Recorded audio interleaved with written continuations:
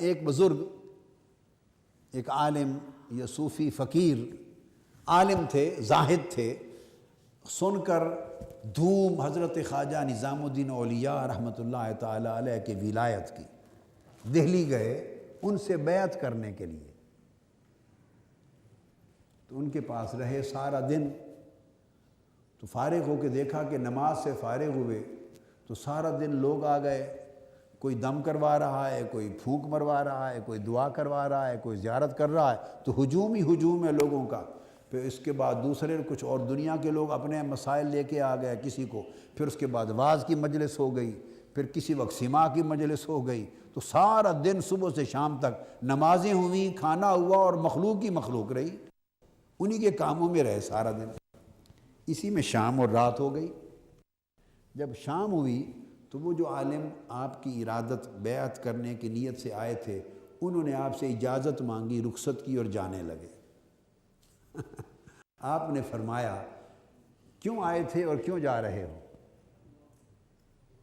عرض کیا آیا تھا آپ کی ولایت اور کرامت کی دھوم سن کر، چرچا سن کر، تو بس اب واپس جا رہا ہوں۔ تو فرمایا بیعت تو نہیں کی تم نے؟ اب اہل حال کو، اہل مقام کو، اہل اللہ کو مریدوں وغیرہ کا ان کا تو بزنس ہی نہیں ہوتا، یہ مرید پیری مریدی۔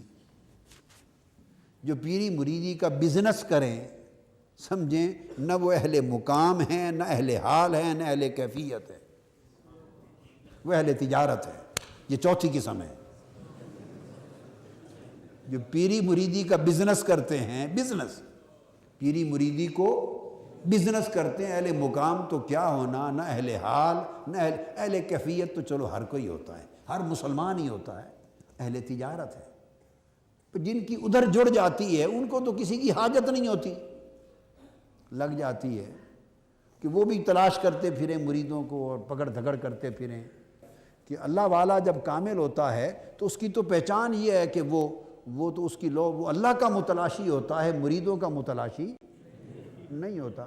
تو وہ تو پھر اس کو مارکیٹنگ مینیجر رکھنے کی کوئی ضرورت نہیں ہوتی، اس کی کرامتیں بیان کرے تو اس کے مقامات بیان کرے اور خوب اچھالے، اس کو اونچا لے جائے، پھر پکڑ دھکڑ کرے مریدوں کو، یہ بزنس ہے۔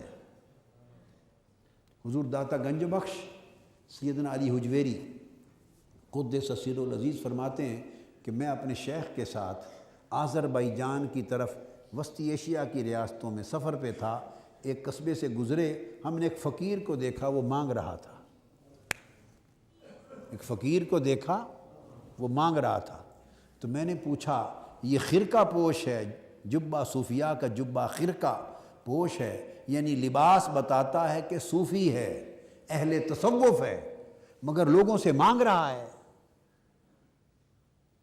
کسی نے اس کو دے دیا کہ جھولی پھیلا کے مانگ رہا ہے، تو یہ اتنے ذلیل کیوں ہو گیا کہ اہل دنیا سے مانگ رہے ہیں، اہل دنیا کے سائل ہو گئے؟ یہ حضور داتا صاحب نے فرمایا کشف المعجوب میں، فرماتے ہیں تو میرے شیخ نے مجھے کہا بیٹے یہ مال کے پیچھے اس لیے ہے کہ اس کا پیر مریدوں کے پیچھے ہے۔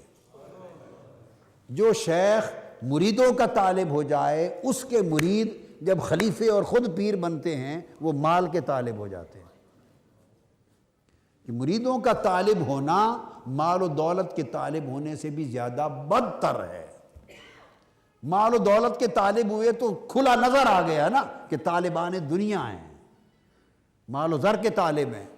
تو جو مریدوں کا طالب ہے تو وہ تو ظاہر یہ کرتا ہے کہ میں تمہیں جنت پہنچانے کے لیے تمہیں لے رہا ہوں تمہارے پیچھے، وہ تو آخرت کی بات کرتا ہے، تو دھوکہ دہی ہے۔ تو مقصد بات کا یہ ہے کہ جب کوئی جتنا بلند ہوتا ہے وہ اتنا خلق سے بے نیاز ہوتا ہے، پھر وہ خلق کی خدمت کرتا ہے۔ انہوں نے کہا کہ آیا اس لیے تھا خواجہ نظام الدین اولیاء رحمۃ اللہ علیہ سے کہ آپ سے بیعت کروں گا، تو فرمایا پھر بیعت تو نہیں کی، واپس جا رہے ہو؟ اس نے کہا سارا دن میں نے دیکھا، صبح سے رات تک آپ تو مخلوق کے ساتھ ہی رہے، آپ تو مخلوق کے ساتھ ہی رہے، تو خالق کے ساتھ کس وقت ہوتے ہیں آپ؟ کوئی وقت فرصت کا آپ کا نہیں دیکھا کہ جس میں جانوں کہ اس وقت آپ خالق کے ساتھ ہیں؟ آپ تو صبح سے رات تک بیٹھا رہا، مخلوق کے ہجوم میں ہی رہے، تو خالق کے ساتھ ہونے کا تو وقت ہی نہیں نکالا۔ تو میں واپس چلا۔ آپ ہنس پڑے، مسکرا پڑے، یہ ایک باریک لطیف نکتہ تھا، آپ سمجھ گئے، اس کی سمجھ میں نہیں ہے۔ آپ نے فرمایا اچھا ایک رات رک جا، ہمارا دن دیکھا ہے رات بھی دیکھ لے، دن دیکھا ہے رات بھی دیکھ لے۔ وہ رات کے لیے رک گئے۔ آپ نے فرمایا اپنے خدام کو کہ اس کا بستر میرے کمرے میں اندر ہی بچھا دیں، اندر بچھا دیا۔ نماز عشاء سے لوگوں سے وظائف اوراد سے فارغ ہوئے تو حضرت خواجہ نظام الدین اولیاء رحمۃ اللہ علیہ آ کے لیٹ گئے، اور وہ مصلی پر بیٹھ گیا۔ ساری رات تلاوت کرتے رہے وہ، پھر پچھلی رات تو یہ نفل پڑھتے رہے۔ آپ تہجد کے وقت اٹھے، فجر سے پہلے اٹھ کے تہجد پڑھی، وظائف کیے، پھر نماز فجر پڑھی۔ وہ ساری رات جاگتا رہا۔ آپ نے اس کو فرمایا اب تھوڑی دیر سو جا۔ وہ مزید متذبذب ہو گیا، جو تھوڑی سی کسر بچ گئی تھی عقیدت کی وہ بھی۔ اب یہ بتا رہا ہوں کہ تصورات لوگوں کے غیر حقیقی من گھڑت مصنوعی تصورات ہیں۔ تصوف، معرفت، روحانیت یہ علم صحیح کے بغیر نہیں آتی، اور ہم نے علم صحیح حاصل نہیں کیا، اس کی جگہ ڈکوسلے ہوتے ہیں ہمارے اپنے ذہن کے مفروضے اور تصورات۔ تو وہ اور متذبذب ہو گیا۔ اس نے کہا جی رات دن سارا مخلوق کے ساتھ گزارا، رات سونے میں گزار دی، یہ اب عشاء پڑھی اور تہجد کے لیے اٹھے، فجر پڑھی۔ ایسے تہجد کے لیے اٹھنا، فجر پڑھنا، ایسے تو بڑے صالحین نیک لوگ کرتے رہتے ہیں۔ یہ خواجہ نظام الدین اولیاء، اس کا خیال تھا کہ یہ تو ساری زندگی سوتے ہی نہیں ہوں گے۔ تو آپ نے فرمایا اب تھوڑی دیر آپ سو جائیں، آرام کر لیں، پھر چلے جانا۔ اب وہ سو گئے نماز فجر کے بعد۔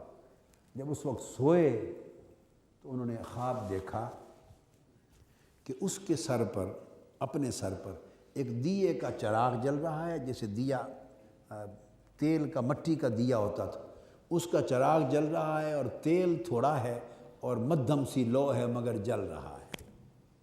خواجہ نظام الدین اولیاء کی طرف دیکھا تو سورج کی طرح نور کا ایک اتنا بڑا ستون ہے، ان کے سر سے نکل کے عرش معلیٰ تک ملا ہوا ہے، ہر طرف نور ہی نور ہے۔ وہ اٹھ بیٹھا اور اس نے کہا کہ اب تو بالکل ہی میں چکرا گیا، جاگا ساری رات میں ہوں، تلاوت میں نے کی، نفل میں پڑھتا رہا، یہ سوتے رہے، تہجد کے وقت اٹھے فجر کی، ان کا سر سے عرش تک نور ہی نور ہے اور میرا مٹی کا دیا جل رہا ہے، یہ کیا ماجرا ہے؟ اس وقت آپ نے بلا لیا، اس وقت آپ نے بلا لیا، فرمایا کہ بیٹے اب بات یہ ہے، ولایت رات بھر جاگنے، تسبیح کرنے، وظیفہ نوافل کثرت کے ساتھ پڑھنے، الگ خلوت میں بیٹھے رہنے میں سے کسی بھی عمل کا نام ولایت نہیں ہے، یہ راستے کی چیزیں ہیں۔ ولایت اس سے ایسی دوستی کر لینے کا نام ہے کہ اپنی خواہش و ارادہ میں سے کچھ نہ بچے، اسی کی خواہش چلے، اسی کا ارادہ چلے، اس سے دوستی اور تعلق ایسا ہو جائے کہ وہ متصرف ہو۔ تو جیسے بچہ، پھر آپ نے مثال دی، جیسے دودھ پیتا بچہ ماں کی گود میں، ماں اس کو نہلا دے، اس کو ماں فرش پہ ڈال دے، اس کو ماں اچھے کپڑے پہنا دے، اس کو ماں برے کپڑے پہنا دے، دودھ پیتا چھوٹا سال کا بچہ، 6 ماہ کا بچہ، اس کو ماں 3 ماہ کا بچہ، اس کو ماں کپڑے پہنا دے، ننگا سلا دے، وہ کوئی شکوہ نہیں کرتا، کوئی شکایت نہیں کرتا، چونکہ وہ اس عمر میں ہے جس عمر میں شکوہ شکایت ابھی اس کی سمجھ میں ہی نہیں آیا۔ جب تک بچہ اس حال میں رہتا ہے، وہ جاگتا ہو تب بھی ماں کو پیارا لگتا ہے، سوتا ہو تب بھی پیارا لگتا ہے۔ ماں جاگتے کا منہ بھی چومتی پھرتی ہے اور سوتے کے حال میں بھی واری واری پھرتی ہے، اس لیے کہ اور جب وہی بچہ بڑا ہو جاتا ہے اور اس کی اپنی خواہش اور ارادہ کار فرما ہو جاتا ہے تو اس کی ہر بات پہ، نیک بات پہ شاباش ملتی ہے، برائی پہ ڈنڈے بھی لگتے ہیں، اس کو مار بھی پڑتی ہے، کیونکہ اب وہ اپنے ارادے سے چلتا پھرتا جیتا ہے۔ اور جب وہ اپنے ارادے سے نہ کھاتا تھا، نہ پیتا تھا، نہ چلتا تھا، نہ روتا تھا، نہ ہنستا تھا، جب آدمی اپنے ارادے سے فنا ہوتا ہے اور اس کے ارادے کے ساتھ باقی اور بقا ہوتا ہے تو پھر وہ معصوم بچے کی مانند ہے، اسے ماں جاگتے سوتے ہر وقت پیار کرتی ہے، وہ سمجھتی ہے کہ اس میں ارادہ ہی میرا کار فرما ہے۔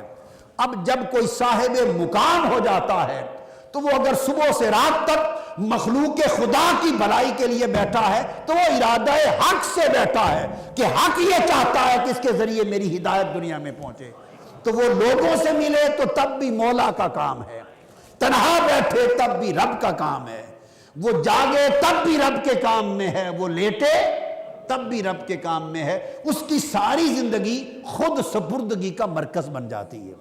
تو ولایت خود سپردگی کا نام ہے، ولایت خود سپردگی کا نام ہے۔ اب وہ فیصلہ کرتا ہے کہ اس سے کیا کام لینا ہے، وہ نہیں فیصلہ کرتا کہ میں نے یہ کرنا ہے، اجرا تو اسی سے ہوتا ہے، دماغ ہاتھ پاؤں تو اسی کے چلتے ہیں، مگر فیصلہ وہ کرتا ہے کہ اس نے کیا کرنا ہے، تو جو چاہتا ہے کراتا ہے۔ تو ولایت یہ ہے کہ جب چاہے جگا دے، جب چاہے سلا دے، جب چاہے ہنسا دے، جب چاہے رلا دے، جب چاہے کھلا دے، جب چاہے فاقہ دے، جب چاہے خلق میں رکھے، جب چاہے اپنے پاس بٹھا لے۔ وہ ہر حال میں اس کی مجلس میں رہتا ہے، ہر حال میں اس کی خلوت میں رہتا ہے، ہر حال میں اس کے تعلق میں رہتا ہے۔ جب دوستی اور تعلق یہ نوعیت اختیار کر جائے اسے ولایت اور مقام کہتے ہیں۔ آفیشیل یوٹیوب چینل کو سبسکرائب کریں اور بیل آئیکن کلک کریں۔